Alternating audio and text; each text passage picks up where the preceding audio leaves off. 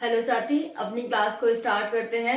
हमारी current affair plus static GK की class है। ये रिवीजन क्लास होगी, मोस्ट इंपॉर्टेंट क्लास है एसएससी जीडी के लिए। तो अपनी क्लास को स्टार्ट करते हैं। इसमें आपको बहुत सारी नॉलेज मिलेगी। क्या हम देखने वाले हैं इस क्लास में, देखते हैं। हम देखेंगे ब्लू फ्लैग बीच क्या होता है और भारत के कितने तटों को ब्लू फ्लैग बीच का दर्जा मिल चुका है, सर्टिफिकेट मिल चुका है। फिर उसके बाद हम देखेंगे फसाई द्वारा जारी किया जाता है स्टेट फूड सेफ्टी इंडेक्स, उसमें किस किस राज्य ने, किस किस यूटी ने टॉप किया है। उसके बाद हम देखेंगे 2022 में बदले गए नाम, किसका नाम बदला गया है और उसका नया नाम क्या कर दिया गया है, ये देखेंगे। फिर नेक्स्ट देखेंगे 5 भारतीय नागरिकों को अभी तक नोबेल प्राइज मिल चुका है, वो हम देखेंगे। उसके बाद उत्तल लेंस अवतल लेंस का क्या उपयोग किया जाता है, ये देखेंगे। और फिर होगा हमारा सम्मेलन, यानी जो बैठकें होती हैं, जैसे सार्क का सम्मेलन होता है, बिम्स्टेक का होता है, एससीओ का होता है, ब्रिक्स का है। इनका 2022 और 2023 कहाँ हुआ, 2022 में, और 2023 में कहाँ होगा, ये सब हम इस क्लास में देखने वाले हैं, जो कि एसएससी जीडी के लिए मोस्ट इंपॉर्टेंट क्लास है। तो स्टार्ट करते हैं क्लास को। यहाँ पर देख सकते हैं current affair plus static GK. अब करंट अफेयर क्या है, 2022 में जिन बीचों को ब्लू फ्लैग का दर्जा मिला है वो हमारा करंट अफेयर है। 2021 में जिनको मिला था वो हमारा एक तरह से स्टैटिक जीके हो जाता है, यानी कि 2022 से पहले का हमारे लिए स्टैटिक जीके है। फिर उसके बाद जैसे ये हो गया, ये हमारे पास स्टैटिक जीके है, लेकिन अभी नोबेल प्राइज मिले हैं तो उससे संबंधित करके आपसे यहाँ से कोई क्वेश्चन पूछ सकता है। उत्तल अवतल लेंस से बहुत ज्यादा क्वेश्चन पूछे जाते हैं, ये फिजिक्स का चैप्टर हो जाता है। तो हम देखते हैं ब्लू फ्लैग बीच। देखो ब्लू फ्लैग बीच होता क्या है, सफाई के लिए एक सर्टिफिकेट दिया जाता है। सफाई के लिए एक सर्टिफिकेट होता है जिसे हम ब्लू फ्लैग कहते हैं। अब बीच का मतलब तटों को दिया जाता है, तो सफाई के लिए जिन तटों को ब्लू फ्लैग सर्टिफिकेट दिया जाता है उन्हीं तटों को हम ब्लू फ्लैग बीच कहते हैं। यानी उन तटों की सफाई अगर अच्छे से हो रही है तो उन तटों को ब्लू फ्लैग बीच का दर्जा दे दिया जाता है। तो सफाई के लिए ये दिया जाता है, जो भी तट साफ सुथरे होते हैं उनको ये ब्लू फ्लैग बीच का दर्जा दिया जाता है। डेनमार्क की एक संस्था है, ये एक यूरोपीय देश है डेनमार्क, इसके द्वारा ये ब्लू फ्लैग बीच के सर्टिफिकेट बांटे जाते हैं पूरे देश में, पूरे विश्व में। अब तक भारत के 12 तटों को ब्लू फ्लैग बीच का दर्जा मिल चुका है, 12। 2022 में 8 को मिला था, 2022 में 4 को मिला था और 2021 में 8 को। कितना, 2022 में 4 को मिला, 2022 में 4 को और 2021 में 8 को ये दर्जा मिला था। तो 2022 में 4 कौन से हैं, मोस्ट इंपॉर्टेंट हो जाता है। 2022 में 4 हैं ईडन बीच पुडुचेरी, थुंडी कदमत बीच ये लक्षद्वीप का है, कोवलम बीच तमिलनाडु का है, कदमत बीच लक्षद्वीप का है। तो 2 लक्षद्वीप के हैं, एक पुदुचेरी और एक तमिलनाडु का। ये 2022 में 4 बीचों को ब्लू फ्लैग बीच का दर्जा दिया गया था। ईडन बीच पुदुचेरी, थुंडी कदमत बीच लक्षद्वीप, कोवलम बीच तमिलनाडु, कदमत बीच लक्षद्वीप। फिर है 2021 में 8 बीचों को ब्लू फ्लैग बीच का दर्जा दिया गया था। कौन से हैं, देखते हैं। पहला है शिवराजपुरम बीच गुजरात का, दूसरा है कप्पड़ बीच केरल का, तीसरा है कासरकोड बीच कर्नाटक का, फिर है पदुबिद्री बीच कर्नाटक का, घोंगला बीच दमनदीव का, गोल्डन बीच उड़ीसा का, राधानगर बीच अंडमान का और ऋषिकोंडा बीच आंध्र प्रदेश का। तो ये हमारे पास 8 बीच हैं जिन्हें 2021 में दिया गया था, 2022 में 4 को दिया गया था और अब तक 12 बीचों को ये ब्लू फ्लैग सर्टिफिकेट मिल चुका है। एक बार दोबारा देखते हैं। शिवराजपुरम गुजरात, कप्पड़ केरल, कासरगोड कर्नाटक, पदुबिद्री कर्नाटक, घोंगला दमनदीव, दादर नगर हवेली अब एक ही हो गया, इसका है गोल्डन बीच उड़ीसा का है, राधानगर अंडमान का है और ऋषिकोंडा आंध्र प्रदेश का है। तो ये इस तरह से हमारे पास 12 बीच हैं जिनको अभी तक ब्लू फ्लैग बीच का दर्जा मिल चुका है, मोस्ट इंपॉर्टेंट हो जाते हैं ये हमारे लिए। अब नेक्स्ट देखते हैं, फसाई द्वारा जारी स्टेट फूड सेफ्टी इंडेक्स किस राज्य ने टॉप किया है? फसाई द्वारा एक इंडेक्स जारी किया गया जिसका नाम क्या है? जिसका नाम है state food safety index, SFSI। किस राज्य ने इसमें टॉप किया है? यानी कि फूड से संबंधित, फूड से रिलेटेड एक इंडेक्स जारी किया जाता है, जैसे कि हंगर इंडेक्स हो गया विश्व स्तर पर, ठीक है, वैसे ही प्रेस इंडेक्स हो गया, हैप्पीनेस इंडेक्स हो गया। वैसे ही ये फूड के मामले में कि कहां पर अच्छे से फूड का मैनेजमेंट हो रहा है उसके लिए इंडेक्स जारी किया जाता है। तो किस राज्य ने टॉप किया है? फसाई के द्वारा जारी किया जा सकता है। तो आपसे पूछा जा सकता है यहाँ पर किसके द्वारा जारी किया जाता है या फिर इसमें किसने टॉप किया है? तो बड़े राज्यों में तमिलनाडु ने टॉप किया है, छोटे राज्यों में गोवा ने टॉप किया है और यूटीज में जम्मू कश्मीर ने टॉप किया है। यानी इन राज्यों में क्या होता है, अच्छे से जो खाद्यान्न है उसका मैनेजमेंट होता है। तो यहां से आपसे दो चीजें पूछी जा सकती हैं कि जो SFSI इंडेक्स है वो किसके द्वारा जारी किया जा सकता है? आंसर इज फसाई। दूसरा पूछा जा सकता है कि इनमें बड़े राज्यों में किसने टॉप किया, छोटे राज्यों में किसने टॉप किया और यूटी में किसने टॉप किया। वैसे ही एक और इंडेक्स है नेशनल फूड सेफ्टी एक्ट, इसके तहत भी एक इंडेक्स जारी किया जाता है जिसमें उड़ीसा ने टॉप किया है। तो ये दोनों ध्यान रखना, NFSA में किसने टॉप किया है? तो NFSA में उड़ीसा ने टॉप किया है। वहीं पर SFSI में बड़े राज्यों में तमिलनाडु ने, छोटे राज्यों में गोवा ने और यूटीज में किसने? जम्मू कश्मीर ने। तो ये मोस्ट इंपॉर्टेंट है यहाँ पर। वैसे ही आपसे क्या है, ब्लू फ्लैग बीचों के बारे में पूछा जा सकता है कि ब्लू फ्लैग बीच में ईडन बीच, देखो दो तरह से पूछा जाएगा कि ईडन बीच किस राज्य का है, किस राज्य का बीच है, ये पूछा जा सकता है।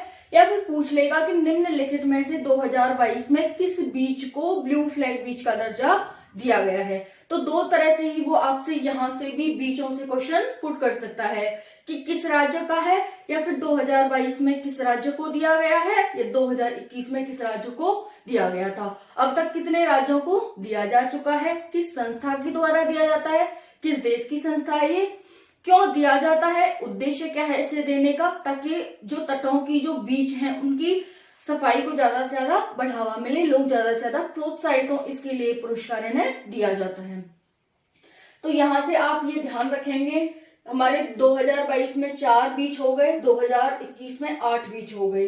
तो ज्यादा से ज्यादा आप देखेंगे जो हमारे तटीय राज्य हैं उन्हीं क्योंकि तटों के पास ही हमारे बीच होंगे जहां पर पानी भरा रहता है, तो उन्हीं को दिया गया है। देख सकते हैं गुजरात, केरल, कर्नाटक, दमनदीप, ओडिशा, अंडमान और आंध्र प्रदेश, लक्षद्वीप, तमिलनाडु, लक्षद्वीप और पुदुचेरी। तो ये 5-6 राज्य ही हैं यूटीज मिलाकर के जिनको ये दिया जाता है।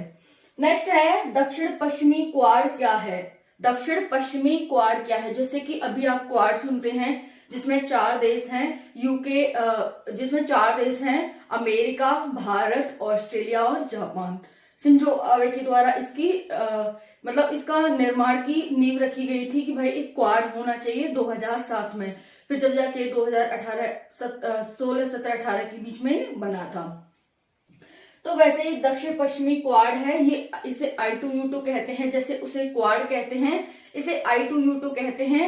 I for India, I for Israel, U for USA, U for UAE। तो ये 4 देशों का क्या है, एक संगठन है। देखो I से क्या है, इंडिया,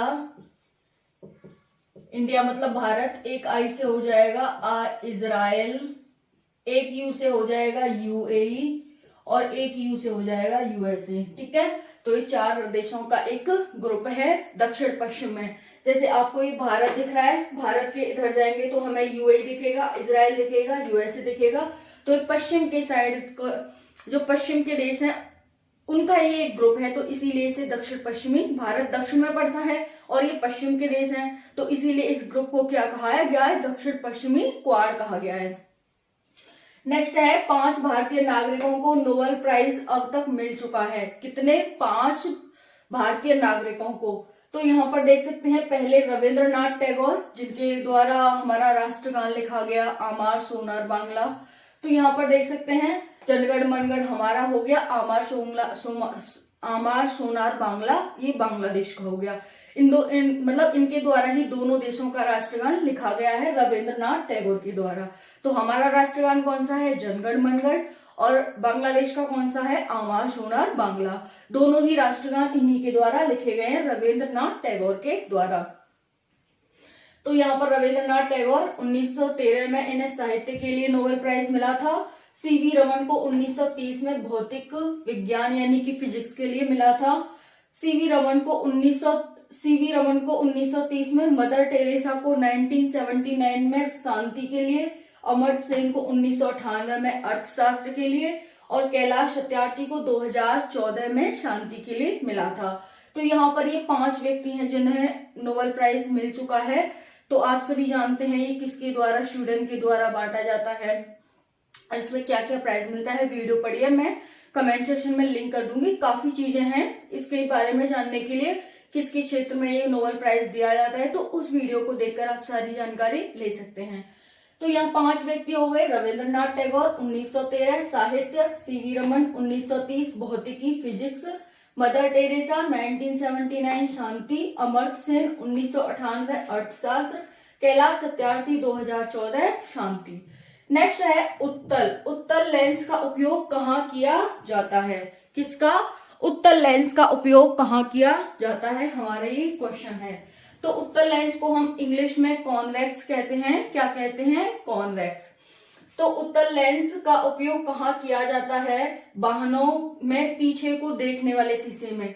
जैसे कि कोई गाड़ी होती है, गाड़ी में इधर शीशा लगा होता है, इधर शीशा लगा होता है और हम पीछे का देख रहे होते हैं उससे।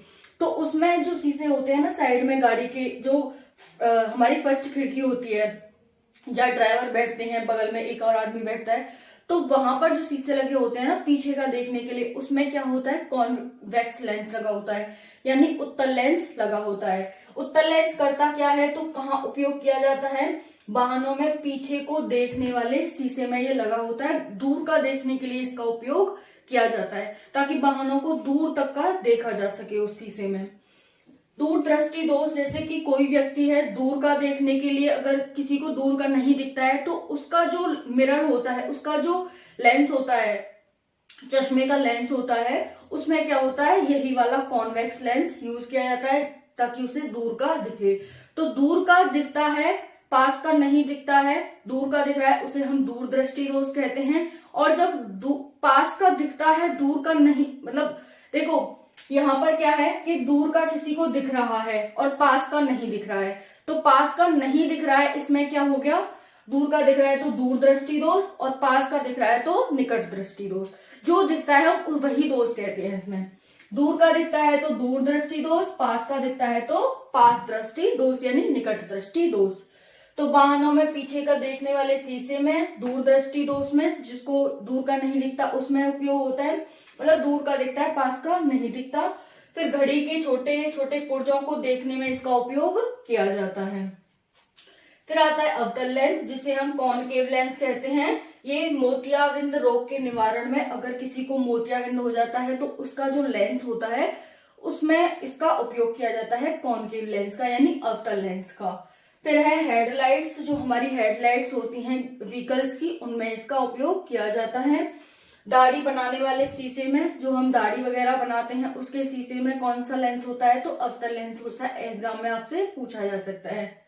फिर है निकट दृष्टि दोष, जिस व्यक्ति को निकट का दिखता है उसे हम निकट दृष्टि दोष कहते हैं, उसमें इसका उपयोग किया जाता है। स्ट्रीट लैंप्स में इत्यादि में इसका उपयोग किया जाता है अवतल लेंस का। नेक्स्ट है सम्मेलन बैठक। कौन से सम्मेलन की बैठक कहाँ हुई 2022 में और कहाँ होगी 2023 में? तो देख लेते हैं। यहाँ पर देखो, पहला है हमारे पास क्वाड। पहला कौन सा है? क्वाड है हमारे पास। फिर है एससीओ, ब्रिक्स, G20, बिम्स्टेक और G7। तो आप सभी को इनकी स्थापना, हेडक्वार्टर कहाँ है, कब इसकी स्थापना हुई, ये सब ध्यान रखना है। अब देखो 2022-2023 में बैठक देखते हैं हम। क्वाड की बैठक, इसमें 4 देश हैं, मैंने बता चुकी हूँ, अमेरिका, भारत, ऑस्ट्रेलिया और जापान। जापान 2022 में इसकी बैठक हुई जापान में, 2023 में ऑस्ट्रेलिया में होगी, यानी कि अब 2023 चल रहा है, इसमें ऑस्ट्रेलिया में होगी। एससीओ हमारा एससीओ है, उसकी उज्बेकिस्तान में हुई 2022 में और 2023 में भारत में होगी। ब्रिक्स 2022 में चीन में हुई, 2023 में दक्षिण अफ्रीका में होगी। G20 इंडोनेशिया में हुई 2022 में, 2023 में भारत में होगी। बिम्स्टेक ये श्रीलंका में 2022 में हुई, 2023 में थाईलैंड में होगी। फिर G7 ये जर्मनी में हुई 2022 में, जापान में 2023 में होगी। तो इस तरह से ये आज का हमारा करंट अफेयर था। इसकी आपको पीडीएफ भी मिल जाएगी current Priyanka Sharma study Telegram channel पर, तो आप टेलीग्राम चैनल ज्वाइन कर लें, ठीक है। और ये आपको वीडियो कैसी लगी मुझे कमेंट सेक्शन में जरूर बताना। हमने इनके ये बदले हुए नाम है ये हम नहीं कर पाए हैं, तो हम ये भी कर लेते हैं, ठीक है। यहाँ पर बदले हुए नाम ये हमारे रह गए हैं, तो देखते हैं। बदले गए नाम जो 2022 में बदले गए नाम, पुराना नाम क्या है और नया नाम क्या है। औरंगाबाद ये पुराना नाम है, नया नाम संभाजीनगर हो गया है। कहां पर है संभाजीनगर? महाराष्ट्र में। नेक्स्ट है उस्मानाबाद, इसका नया नाम हो गया है धाराशिव, ये भी महाराष्ट्र में है। नेक्स्ट है चंडीगढ़ इंटरनेशनल एयरपोर्ट, इसका नया नाम हो गया है Shaheed Bhagat Singh international airport Punjab. Next है राजपथ, राजपथ का नया नाम है कर्तव्य पथ जो कि दिल्ली में है। नेक्स्ट है नवी मुंबई हवाई अड्डा, इसका नया नाम है डीबी पाटिल हवाई अड्डा महाराष्ट्र। नेक्स्ट है मियां का वाड़ा, इसका नया नाम है Mahesh Nagar halt Rajasthan, Mahesh Nagar halt. Next है झांसी रेलवे स्टेशन, इसका नया नाम है वीरांगना लक्ष्मीबाई रेलवे स्टेशन जो कि उत्तर प्रदेश में स्थित है। नेक्स्ट है जवाहरलाल नेहरू मार्ग रोड, ये है कहां पर? इसका नया नाम हो गया है नरेंद्र मोदी मार्ग। किसका? जवाहरलाल नेहरू रोड का नरेंद्र मोदी मार्ग, इसका नया नाम हो गया है। नेक्स्ट है मोपा हवाई अड्डा, इसका नया नाम है मनोहर पर्रिकर हवाई अड्डा गोवा, मनोहर पर्रिकर हवाई अड्डा गोवा। तो ये 2022 में बदले गए कुछ नाम हैं। औरंगाबाद, संभाजीनगर, उस्मानाबाद, धाराशिव, चंडीगढ़ इंटरनेशनल एयरपोर्ट, शहीद भगत सिंह इंटरनेशनल एयरपोर्ट पंजाब, राजपथ, कर्तव्य पथ, नवी मुंबई हवाई अड्डा, डीवी पाटिल हवाई अड्डा, Miyan ka Bada, Mahesh Nagar halt, Jhansi railway station, Veerangana Lakshmibai railway station, Jawaharlal Nehru road, Narendra Modi Marg, Mopa हवाई अड्डा, मनोहर पर्रिकर हवाई अड्डा। तो ये वीडियो आपको कैसी लगी कमेंट सेक्शन में जरूर बताना। मिलते हैं नेक्स्ट वीडियो में।